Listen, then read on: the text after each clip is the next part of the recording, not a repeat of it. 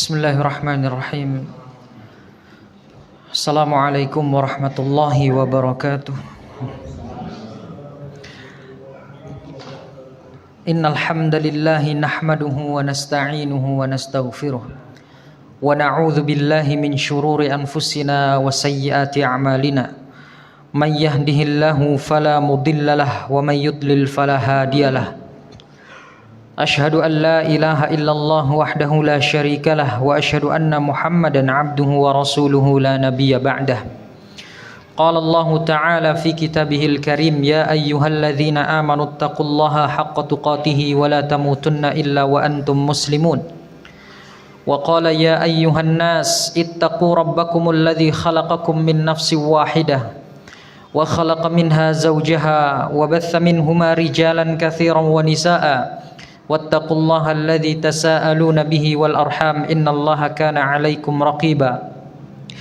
Wa qala ya ayyuhalladzina amanu taqullaha wa qulu qawlan sadida yuslih lakum a'malakum wa yaghfir lakum dhunubakum wa may yuti'illaha wa rasulahu faqad faza fawzan 'azima. Amma ba'du fa inna asdaqal hadithi kitabullah wa khairal huda huda Muhammadin sallallahu alaihi wa alihi wasallam wa syarral umuri muhdatsatuha fa inna kulla muhdatsatin bid'ah wa kulla bid'atin dhalalah wa kulla dhalalatin finnar. Ma'asyiral muslimin rahimani wa rahimakumullah.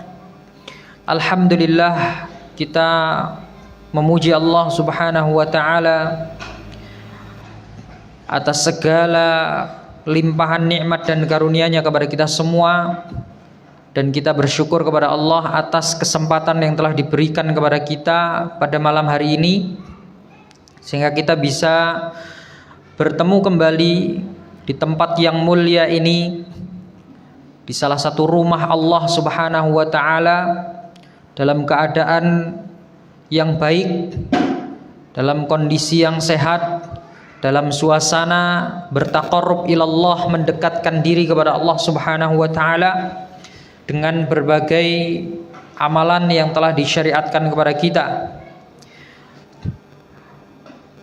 Pada kesempatan malam yang berbahagia ini, jamaah yang dirahmati Allah, kita akan melanjutkan kembali pembahasan kita tentang sejarah perjalanan dari kehidupan manusia yang paling mulia, yang menjadi qudwah bagi kita, yaitu Nabi Muhammad sallallahu alaihi wasallam. Di mana pada kesempatan yang terakhir pembahasan kita, atau kita telah membahas tentang perjuangan beliau dalam mendakwahkan agama Islam ini secara sembunyi-sembunyi. Beliau Nabi Muhammad sallallahu alaihi wasallam berdakwah selama sembunyi-sembunyi kurang lebih 3 tahun, mendatangi rumah-rumah, kemudian menjumpai satu persatu manusia yang beliau anggap mereka ini mempunyai kemungkinan besar untuk bisa menerima dakwahnya. Dan ternyata jamaah yang dirahmati Allah, perjuangan beliau selama 3 tahun berdakwah secara sembunyi-sembunyi itu membuahkan hasil yang baik, di mana ternyata banyak orang-orang yang kemudian tertarik dengan agama yang dibawa oleh Nabi Muhammad SAW. Karena memang agama yang dibawa oleh Nabi ini adalah agama yang baik, agama yang bertolak belakang dengan kehidupan masyarakat Arab di masa jahiliyah pada saat itu, di mana mayoritas masyarakat jahiliyah pada saat itu mereka hidup seperti kehidupannya orang-orang yang tidak berakal, ya. Yang kuat yang menang, yang lemah ditindas, ya. Praktek kezaliman, perzinahan dan lain sebagainya itu menjadi kehidupan sehari-hari mereka, sehingga banyak orang yang merasa tertindas, merasa tidak adil dengan kondisi kehidupan pada saat itu. Ya. Kemudian datanglah Nabi Muhammad SAW membawa agama yang baik ini. Mereka diajak untuk mengenal agama Islam, di mana ajaran-ajaran agama Islam itu adalah ajaran yang saling memuliakan manusia, untuk memuliakan manusia, tidak membedakan derajat umat manusia, semuanya sama di mata Allah, yang membedakan hanyalah ketakwaan. Kemudian diceritakan tentang surga dan neraka dan lain sebagainya, dan ternyata banyak orang yang tertarik dengan ajaran Nabi Muhammad SAW ini, sampai kemudian agama Islam yang oleh Nabi SAW disebarkan secara sembunyi-sembunyi ini memiliki banyak pengikut, sehingga walaupun mereka umat Islam atau Rasulullah SAW sendiri berusaha merahasiakan dari masyarakat umum, agama Islam ini dengan sendirinya muncul ke permukaan seiring dengan banyaknya pengikut. Ya. Jadi mulai orang-orang itu mendengar tentang berita bahwa Nabi Muhammad SAW itu mempunyai keyakinan yang baru, yang lain daripada mereka, ya, mengajarkan agama yang baru. Banyak orang-orang musyrikin kemudian mulai memperbincangkan tentang keadaan ini, tentang agama Islam yang dibawa oleh Nabi Muhammad SAW. Padahal Nabi Muhammad belum mendakwahkannya secara terang-terangan di hadapan manusia pada saat itu. Tapi karena seiring dengan banyaknya pengikut, ya, akhirnya agama Islam ini dengan sendirinya muncul ke permukaan, dan orang-orang mau tidak mau mereka mulai mendengar desas-desus tentang adanya agama baru yang bernama agama Islam ini. Ya. Agama yang menurut mereka baru, padahal agama Islam ini ajaran yang sudah ada dari zaman dahulu. Cuman kemudian diselewengkan, ditinggalkan. Datanglah Nabi Muhammad berusaha untuk kembali mengajarkan agama ini kepada orang-orang yang telah meninggalkan agama Islam ini. Nah, jamaah yang dirahmati Allah, dalam kurun waktu 3 tahun itu Nabi SAW dan para sahabatnya, mereka ketika beribadah itu sembunyi-sembunyi. Mereka sholatnya itu disebutkan mereka pergi ke Syi'ib. Syi'ib itu seperti lembah gitu ya, di antara bebukitan itu. Mereka pergi ke tempat yang jauh, kemudian mereka melaksanakan ibadah sholat di sana supaya tidak ada yang mengetahui. Ya. Dan sholat di masa lalu, di awal-awal Islam itu sudah ada syariat sholat. Hanya saja berbeda dengan sholat fardu yang kita lakukan saat ini. Dulu sholatnya dilakukan 2 rakaat, ya, sebelum datangnya syariat sholat fardu ini. Syariat sholat fardu ini datang ketika Nabi SAW itu mi'raj ke langit, langsung diberikan oleh Allah Subhanahu Wa Taala. Sebelum ada syariat kewajiban sholat 5 waktu ini, sudah ada terlebih dahulu kewajiban untuk sholat, ya, kepada Nabi SAW dan kaum muslimin pada saat itu. Hanya saja metodenya yang berbeda-beda.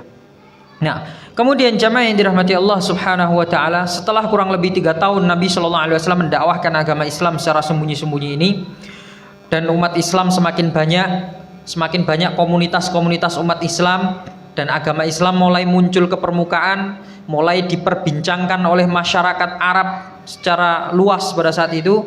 Kemudian turunlah di tahun yang ketiga firman Allah Subhanahu Wa Taala yang menjadi awal pertanda perintah bagi Nabi SAW untuk mendakwahkan agama Islam ini secara terang-terangan. Kemudian turunlah surat Asy-Syu'ara ayat 214. Allah mengatakan, wa anzir ashiratakal aqrabin. Wahai Muhammad, berilah peringatan kepada kerabat-kerabat dekatmu. Ya. Jadi dimulai dengan kerabat dekat dulu. Dan memang seperti itulah jamaah yang dirahmati Allah, ketika kita berdakwah, kita dianjurkan untuk mendahulukan orang-orang yang terdekat dengan kita. Pertama, kenapa kok orang-orang terdekat dengan kita? Pertama, mereka lebih besar peluangnya untuk menerima dakwah kita, ya.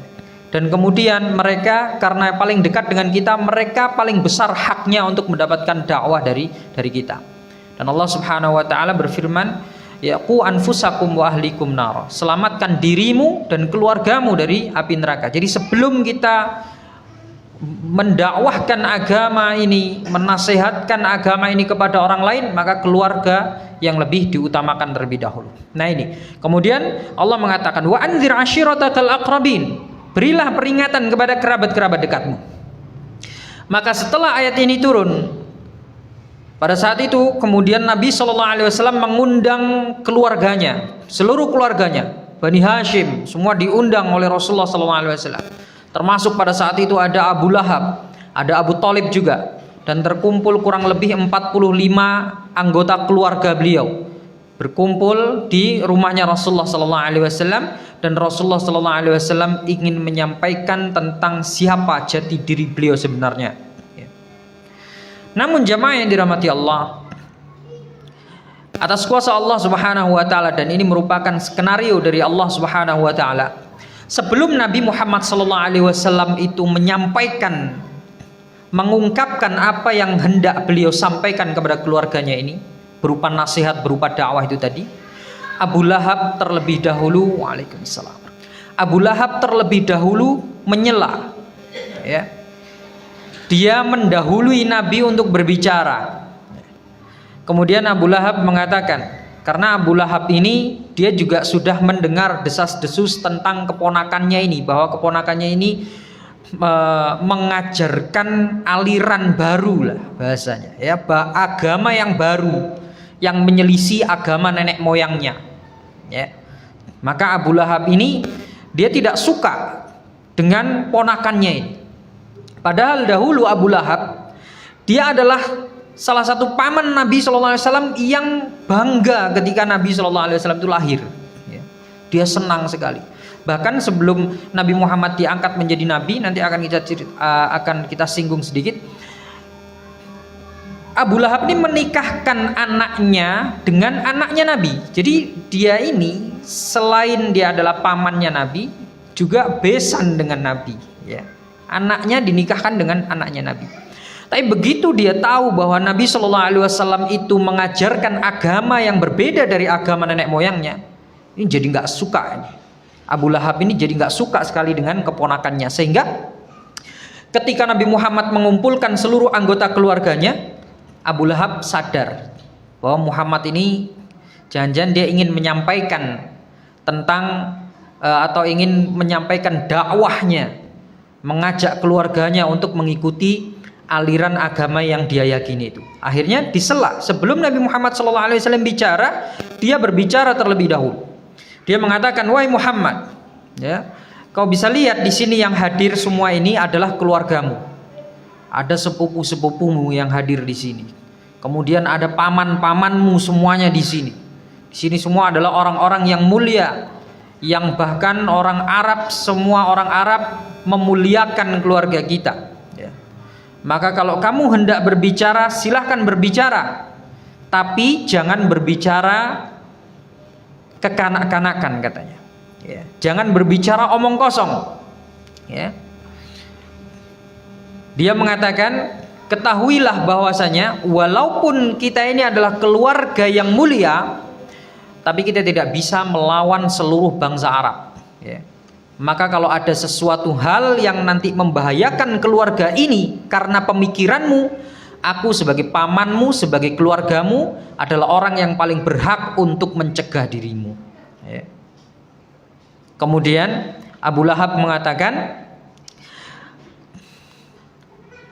dari dulu aku tidak pernah melihat ada seorang pun dari anggota keluarga ini yang membawa suatu pemikiran yang lebih sesat dibandingkan pemikiran yang kau bawa ini. Jadi sangat benci sekali Abu Lahab ini dengan Nabi Muhammad. Akhirnya Nabi Muhammad SAW sebagai seorang keponakan,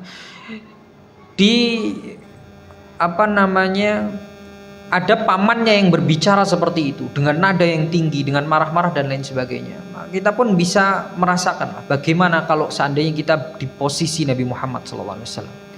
Maka Nabi SAW pada saat itu tidak jadi berbicara, tidak jadi mengungkapkan apa yang hendak beliau sampaikan. Beliau pun hanya diam. Akhirnya sudah, Pertemuan pada saat itu beliau gagal dan tidak jadi menyampaikan tentang jati diri beliau. Beliau tidak jadi mendakwai keluarganya. Cuman makan-makan biasa, setelah itu selesai pulang. Ya. Nah, disebutkan kemudian beberapa hari berselang setelah kejadian itu, Nabi kembali mengundang keluarganya. Dalam riwayat lain tanpa Abu Lahab. Ya, nggak diundang lagi Abu Lahab. Ya. Tapi dalam riwayat Ibnu Ishaq dan Ibnu Hisham itu disebutkan bahwa Abu Lahab juga diundang karena nanti akan ada satu kisah ya yang menunjukkan akan hal itu. Jadi setelah undangan yang kedua ini, pada undangan yang kedua ini Nabi SAW disebutkan berhasil beliau menyampaikan tentang siapa jati diri beliau, bahwa beliau ini adalah Nabi. Beliau adalah utusan Allah Subhanahu wa taala. Kemudian beliau memberi peringatan tentang kesyirikan yang selama ini dipraktekkan oleh bangsa Arab, oleh umat manusia. Kemudian beliau menjelaskan bahwasanya Allah adalah satu-satunya zat yang berhak untuk disembah, dan selain Allah Subhanahu wa taala semua derajatnya sama. Tidak boleh diperuntukkan sesembahan kepada selain Allah Subhanahu wa taala. Nabi SAW menyampaikan berbagai macam nasihat pada pertemuan yang kedua itu, ya, pada pertemuan keluarga yang kedua itu. Beliau menyampaikan berbagai macam hal tentang agama Islam ini, dan setelah beliau mengungkapkan semua apa yang ingin beliau sampaikan, dan pada saat itu ada paman beliau yang sangat mencintai beliau, yaitu Abu Thalib. Abu Thalib kemudian dia mengatakan, sungguh wahai keponakanku, kami akan menolongmu, ya, kami menerima nasihatmu, dan kami membenarkan tindakanmu. Karena jemaah yang dirahmati Allah, sebelum kejadian ini Abu Thalib itu sebenarnya sudah tahu bahwa Muhammad ponakannya ini membawa ajaran yang baru, ya, membawa ajaran baru, dan Abu Thalib meyakini bahwa ajaran yang dibawa Nabi Muhammad ini adalah ajaran yang baik sebetulnya, bukan ajaran yang buruk, ajaran yang baik. Dan itu tahu. Kapan taunya? Ada sebuah kisah. Jadi Nabi Muhammad SAW pernah beberapa kali itu mengajak Ali bin Abi Thalib. Ali bin Abi Thalib, ya, anaknya Abu Thalib ini, anaknya pamannya beliau. Jadi Ali ini diajak ke Syi'ib tadi, ke lembah-lembah untuk melakukan ibadah. Pergi pagi pulang sore, pergi pagi pulang sore, untuk beribadah, untuk belajar agama Islam dengan Nabi Muhammad. Nah, kemudian Abu Thalib ini penasaran, ini anak berdua kemana nih, kok setiap hari pergi pagi pulang sore, pergi pagi pulang sore. Akhirnya ditunggu oleh Abu Thalib. Ketika pergi, pulangnya sudah ditunggu oleh Abu Thalib dan ditanya, wahai keponakanku, apa gerangan di dalam sebuah riwayat dikatakan bahwa Abu Thalib ini memergoki keduanya sedang melakukan ibadah sholat,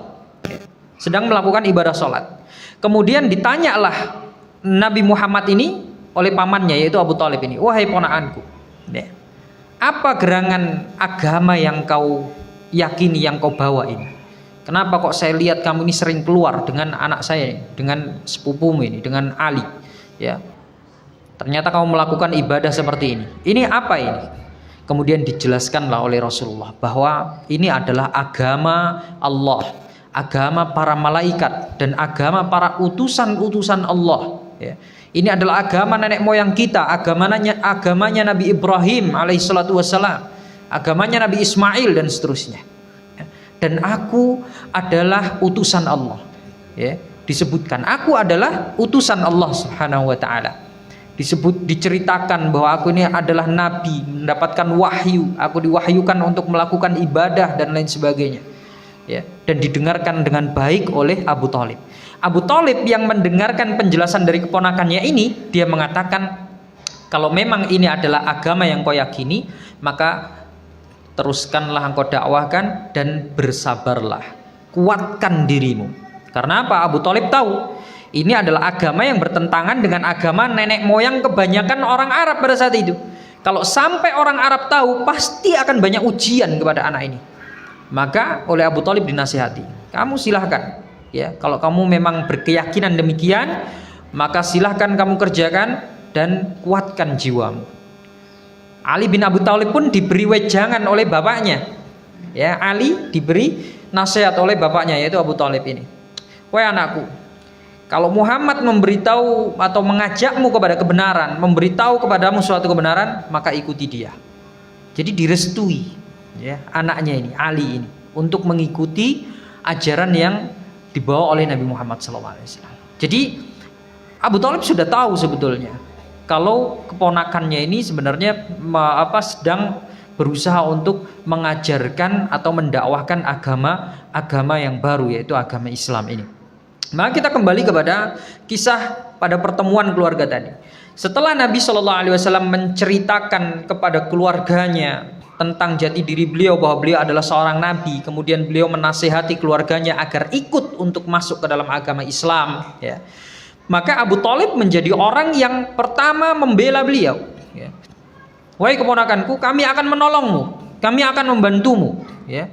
Hanya saja kata Abu Thalib, aku masih belum bisa meninggalkan agama nenek moyangku, ya.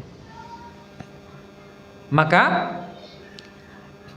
diriwayatkan oleh riwayat Ibnu Hisham, dan ini yang menunjukkan bahwa di pertemuan yang kedua, keluarga yang kedua ini, di pertemuan keluarga yang kedua ini Abu Lahab pun ternyata ikut di situ. Setelah Abu Lahab mendengar ucapan Abu Thalib yang ingin membela Nabi Muhammad SAW ini, Abu Lahab mengatakan, demi Allah ini adalah suatu bencana. Ya. Dia mengatakan kepada saudaranya, Abu Lahab mengatakan kepada saudaranya yaitu Abu Thalib, kau cegah dia sebelum orang lain mencegah dirinya. Abu Thalib menjawab, demi Allah selama aku hidup maka aku akan menjaga anak ini. Dan di pertemuan keluarga itu, jamaah yang dirahmati Allah, tidak semua keluarga itu menolak Nabi, memusuhi Nabi, enggak. Bahkan ada yang menerima dakwahnya. Di antaranya adalah bibi beliau yaitu Sofiyah, ya.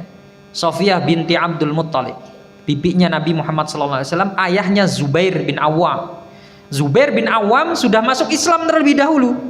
Yang mengislamkan adalah Abu Bakar As-Siddiq, ya. Di hari pertama Abu Bakar As-Siddiq masuk Islam, langsung Abu Bakar mencari beberapa orang untuk diislamkan, di antaranya adalah Zubair bin Awam.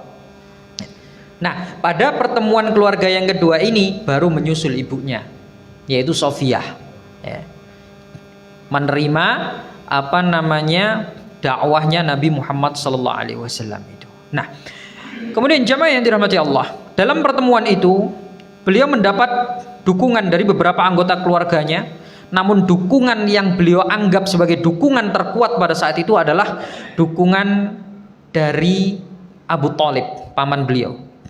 Karena apa? Karena Abu Thalib ini adalah orang yang dituakan, kemudian orang yang punya wibawa, kemudian orang yang sangat mulia dan sangat dihormati. Dan Allah dengan hikmahnya, ini merupakan skenario dari Allah Subhanahu wa Ta'ala, kemudian menjadikan orang yang mulia tersebut sebagai pembela Nabi, walaupun beliau tidak masuk Islam sampai beliau meninggal, tapi beliau sangat gigih dalam membela keponakannya ini, Masya Allah, ya. Tapi beliau tidak masuk Islam sampai beliau meninggal dunia.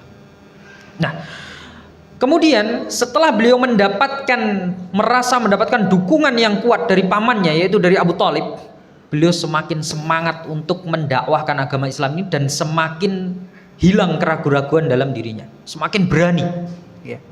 Ditambah lagi kemudian turun ayat yang benar-benar memerintahkan beliau untuk mensyiarkan agama Islam ini secara terang-terangan kepada umat manusia, yaitu surat Al-Hijr ayat 94 sampai 99. Allah Subhanahu wa Ta'ala berfirman, fasda' bima tu'mar wa a'rid 'anil musyrikin. Maka sampaikanlah wahai Muhammad agama Islam ini secara terang-terangan, ya. Agama Islam ini secara terang-terangan kepada manusia. Wa a'rid 'anil musyrikin, dan berpalinglah engkau dari orang-orang yang musyrik. Jadi tidak usah dihiraukan orang-orang yang musyrik itu. Inna kafainakal mustahzi'in, sesungguhnya kami akan memeliharamu dari kejahatan orang-orang yang memperolok-olokmu. alladzina yaj'aluna ma'allahi ilahan akhar fasawfa ya'lamun. Ya, orang-orang yang menganggap adanya Tuhan selain Allah yang berhak untuk disembah, maka mereka kelak akan mengetahui akibatnya. Walaqad na'lamu annaka yadhiqu sadruka bima yaqulun. Dan sungguh kami mengetahui bahwa dadamu menjadi sempit, menjadi sesak disebabkan apa yang mereka ucapkan. Nabi SAW juga merasa sedih ketika beliau berdakwah kemudian mendapat penolakan. Dan siapa sangka ternyata yang menolak beliau adalah orang terdekat beliau, yaitu pamannya sendiri, ya, Abu Lahab. Beliau merasa sedih, merasa sempit dadanya, merasa sesak.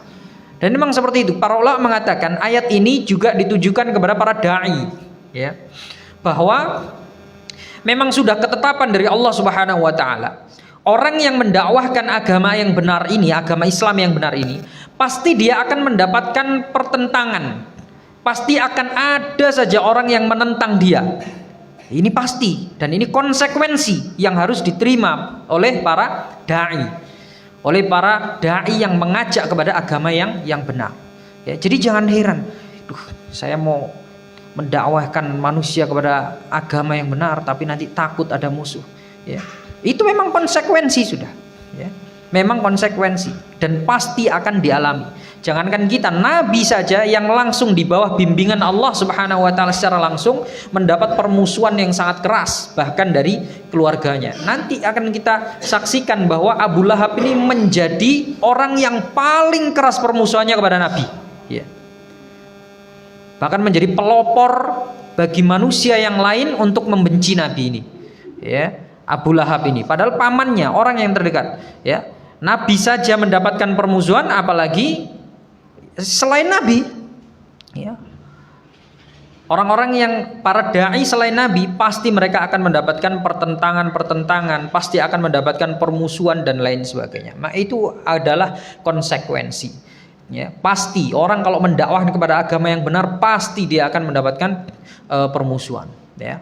Berbeda kalau orang dakwahnya dai bunglon, ya, itu beda. Nanti di sini ngomongnya A, di sini ngomongnya B, ya.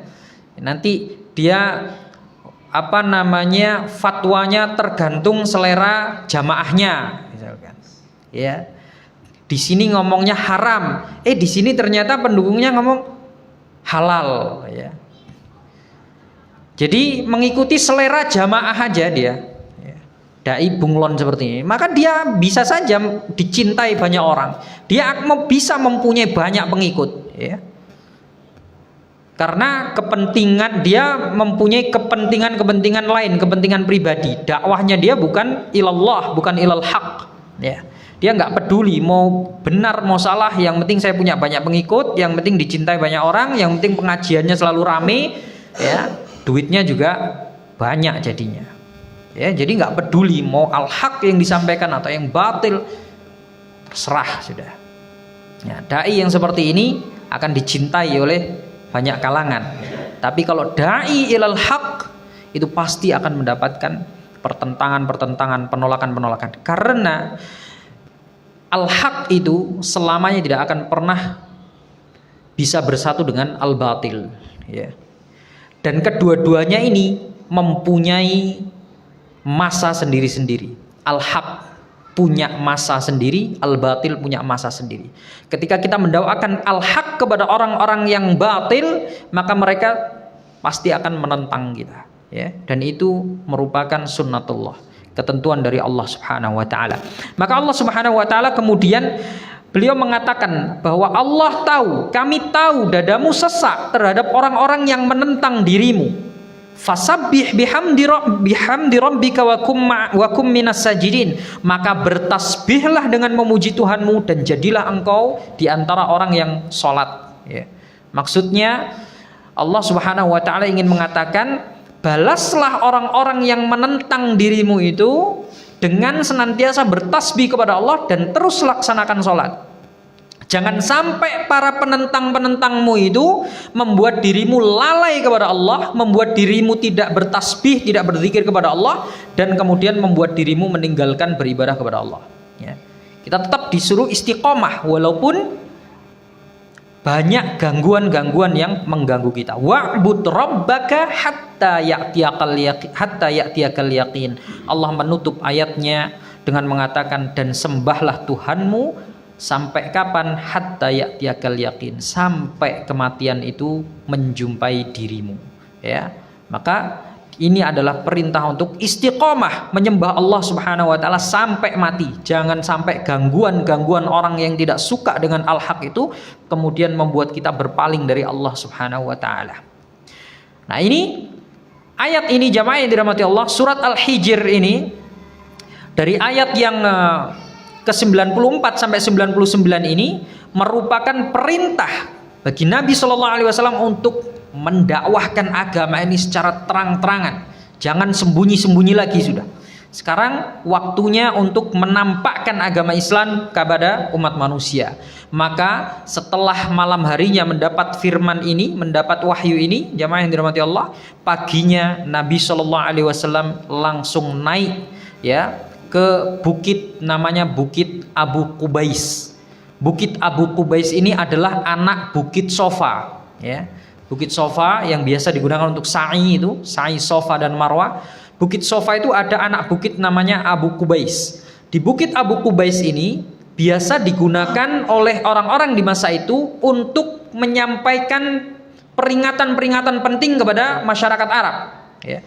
Dulu kan nggak ada toa, ya. Kalau sekarang ada toa di masjid aja bisa kita kalau ngasih info-info penting. Dulu nggak ada toa, mereka cari tempat yang tinggi. Dan biasanya tempatnya itu adalah Bukit Abu Qubais itu ya, untuk menyampaikan berita-berita genting, misalkan ada penyerangan dan lain sebagainya, mereka akan berteriak di atas bukit tersebut menyampaikan peringatan tersebut. Nah, pada saat itu Nabi SAW naik, beliau naik ke atas Bukit Abu Qubais ya, kemudian beliau menyeru seluruh orang-orang Quraisy yang ada di bawah bukit tersebut. Beliau mengatakan, ya sabahah, ya sabahah. Ya sabahah itu ini adalah suatu ungkapan yang berarti peringatan penting. Orang kalau sudah teriak-teriak seperti ini artinya ada peringatan yang penting ya. Atau kalau bahasa kita mungkin perhatian-perhatian gitu ya, agar manusia perhatian ya. Kemudian Nabi SAW memanggil-manggil para suku-suku Quraisy yang ada. Beliau berteriak memanggil, ya Bani Fihr, wahai Bani Fihr, ya Bani Adi, ya Bani Abdu Manaf, ya Bani Abdul Muttalib. Semuanya dipanggil oleh Nabi SAW. Sehingga manusia yang ada di bawah bukit tersebut ketika mendengar seruan ini, mereka bertanya-tanya, siapa ini yang memanggil ini ya. Dengan riuh mereka saling bertanya, siapa ini? Suara siapa ini? Di antara mereka yang tahu bahwa yang memanggil adalah Nabi Muhammad, mereka berteriak, "Oh Muhammad, Muhammad." Ya, yang memanggil adalah Muhammad. Nah, pada saat itu, jamaah yang dirahmati Allah, julukan Al-Amin itu masih melekat pada diri Nabi SAW. Ya. Walaupun desas-desus tentang agama Islam ini telah muncul di permukaan orang-orang Quraisy pada saat itu, tapi Nabi Muhammad SAW masih belum kehilangan gelar Al-Amin dari orang-orang Quraisy pada saat itu. Jadi ketika mereka tahu yang memanggil adalah Nabi Muhammad, oh Muhammad, Muhammad, langsung mereka semuanya tertuju ke situ. Ya, ini ada apa ini? Orang yang paling jujur di sini memanggil-manggil kita, kayaknya ada sesuatu yang darurat yang akan disampaikan. Maka semuanya berkumpul, mereka fokus kepada Nabi Muhammad pada saat itu. Nah, kemudian setelah semua manusia berkumpul di bawah Bukit Abu Qubais itu, kemudian Nabi SAW menyeru mereka dengan suara yang lantang. Ara'aitakum law akhbartukum anna khailan bil wadi turidu an tughira alaikum akuntum musaddiqi. Ya, wahai sekalian manusia, bagaimana pendapatmu kalau aku katakan sekarang di balik bukit ini ada para penunggang kuda yang siap menyerang kalian. Apakah kalian percaya kepadaku? Tanpa ragu semuanya menjawab, kami semua percaya kepadamu. Karena kami belum pernah mendapati dirimu sekalipun berdusta. Ya, Nabi Muhammad nggak pernah seumur hidupnya bohong, nggak pernah. Ya. Maka semua manusia mengatakan, kami pasti percaya kepadamu. Setelah itu baru kemudian Nabi Shallallahu Alaihi Wasallam mengatakan, maka ketahuilah wahai umat manusia, sesungguhnya aku memberi peringatan kepada kalian sebelum datangnya azab Allah Subhanahu wa taala. Di bawah itu ada Abu Lahab juga. Abu Lahab ini yang sebelumnya memang sudah benci dengan Nabi Muhammad, dan dia tahu bahwa apa tujuan dan maksud Nabi Muhammad memanggil manusia dari bukit tersebut. Dia sudah geram duluan sebetulnya, ya. Dia sudah geram sekali. Wah, ini macam-macam Muhammad ini, ya. Sudah geram dia, ya, sudah emosi, ya. Kemudian Nabi Muhammad SAW meneruskan ucapannya. Beliau mulai memanggil semua suku Quraisy yang ada pada saat itu. Dipanggil satu persatu oleh Nabi Muhammad. Wahai segenap Quraisy, ya. Wahai Bani Ka'ab bin Lu'ay, wahai Bani Murrah bin Ka'ab, wahai Bani Qusay, wahai Bani Abdul Manaf, wahai Abdus Syam, wahai Bani Hashim. Bani Hashim keluarganya sendiri, ya, keluarganya Nabi. Wahai Abdul Muttalib, wahai Bani Abdul Muttalib, wahai Abbas bin Abdul Muttalib, ya, Abbas pamannya Nabi. Kemudian wahai Safiyah ammat Rasulillah, bibinya utusan Allah, ya.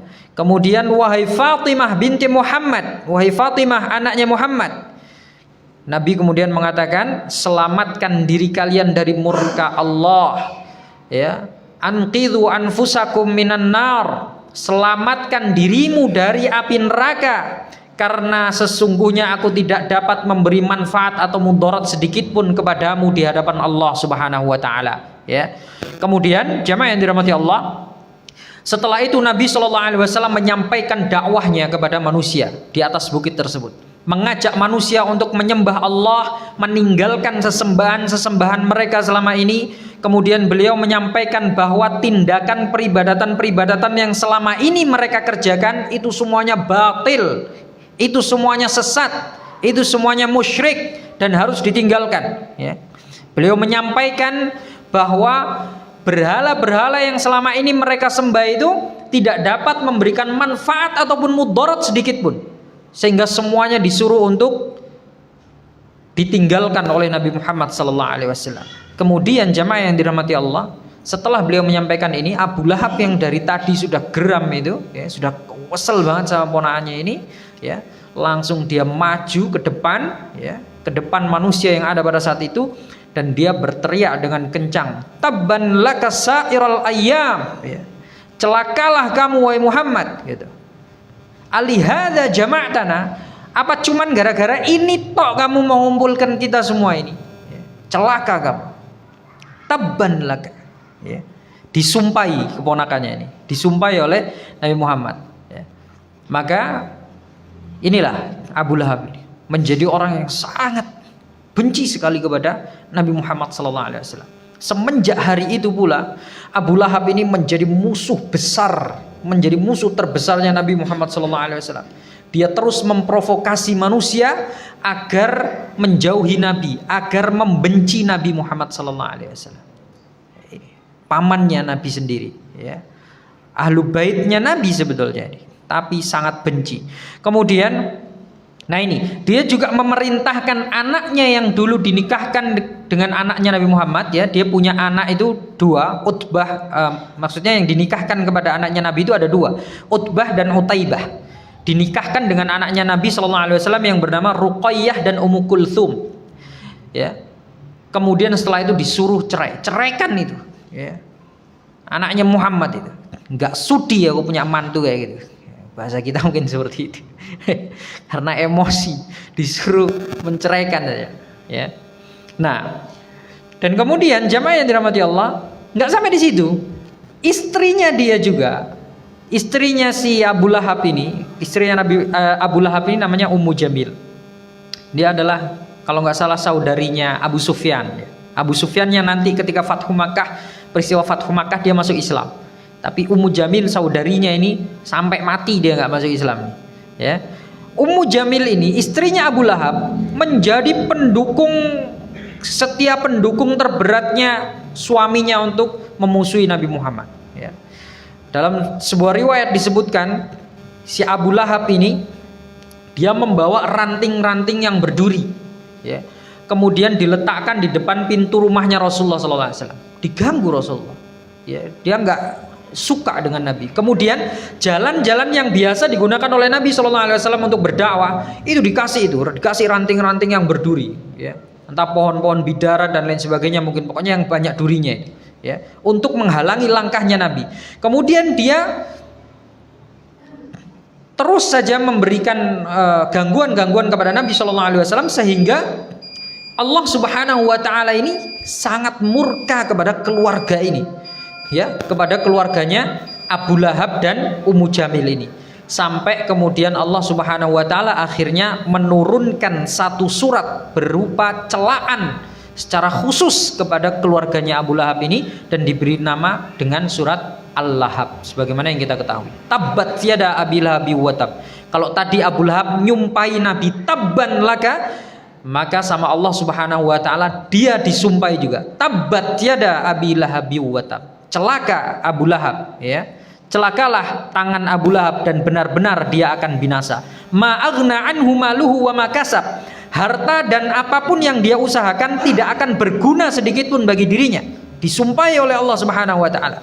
Sayasla naron dzata lahab, kelak dia akan masuk kepada neraka yang bergejolak. Wa mra'atuhu hammalatal hatab, sedangkan istrinya dia nanti akan bertugas membawa kayu bakar untuk membakar dirinya dan juga suaminya, ya. Fi jidiha hablum mim masad, kemudian di lehernya nanti akan ada tali dari sabut-sabut yang dipintal. Karena dalam sebuah riwayat juga dikatakan dia ini membawa tali itu di lehernya untuk membakar ranting-ranting duri yang tadi disebarkan di jalan-jalan yang dilalui oleh Rasulullah SAW. Akhirnya dibalas di akhirat dengan hal seperti itu. Nah, jamaah yang dirahmati Allah Subhanahu wa taala, Ummu Jamil ketika dia mendengar ayat ini, dia merasa tersindir. Wah, ini kurang ajar Muhammad ini. Malah disumpahi balik keluarga gue, kan. Dengan ayat ini kan keluarganya disumpahi balik berarti. Nggak terima dia. Dia keluar membawa batu, dia bersumpah akan menyumpal mulutnya Nabi Muhammad dengan batu ini. Akhirnya dia teriak-teriak mencari Nabi Muhammad. Muhammad, mana kau? Ya. Nabi Muhammad pada saat itu sedang berada di dalam Ka'bah bersama Abu Bakar, sedang ngobrol. Akhirnya Ummu Jamil datang ke sana, dibuka itu pintu Ka'bah. Dia marah-marah. Ketika dia membuka pintu Ka'bah, Allah Subhanahu wa taala memberikan tabir antara dia dengan Nabi Muhammad sehingga dia tidak bisa melihat Nabi Muhammad. Dia bertanya kepada Abu Bakar, ya, "Wahai Abu Bakar, mana sahabatmu itu? Saya dengar dia menyindir saya," gitu. Ya. "Demi Allah akan saya sumpal mulutnya dengan batu ini." Abu Bakar heran. Loh, ini kan Rasulullah ada di sini. Tapi dia nggak lihat gitu. Ketika dia pergi, Ummu Jamil ini pergi sambil marah-marah, ngumpat-ngumpat nggak jelas dan lain sebagainya. Abu Bakar bertanya kepada Rasulullah, wahai Nabi, bukankah engkau melihat dia dan dia melihat engkau? Maka Nabi mengatakan, Allah Subhanahu wa taala telah memberikan tabir antara diriku dengan dirinya sehingga dia tidak dapat melihat diriku. Nah, ini merupakan bentuk pertolongan Allah Subhanahu wa taala kepada nabinya. Nah, jemaah yang dirahmati Allah Subhanahu wa taala, sudah habis waktunya. Itu kiranya apa yang bisa saya sampaikan pada kesempatan kali ini. Insyaallah akan kita lanjutkan pada kesempatan berikutnya tentang pengalaman-pengalaman Nabi Shallallahu alaihi wasallam ketika beliau menjalani masa-masa dakwahnya secara terang-terangan ini di Makkah, ya. Di pertemuan yang akan datang insyaallah kita akan bahas lebih lanjut lagi. Karena waktunya sudah habis, kurang lebihnya saya mohon maaf. Kita akhiri perjumpaan kali ini dengan doa kafaratul majlis. Subhanakallahumma bihamdika asyhadu an la ilaha illa anta astaghfiruka wa atubu ilaik. Wassalamualaikum warahmatullahi wabarakatuh.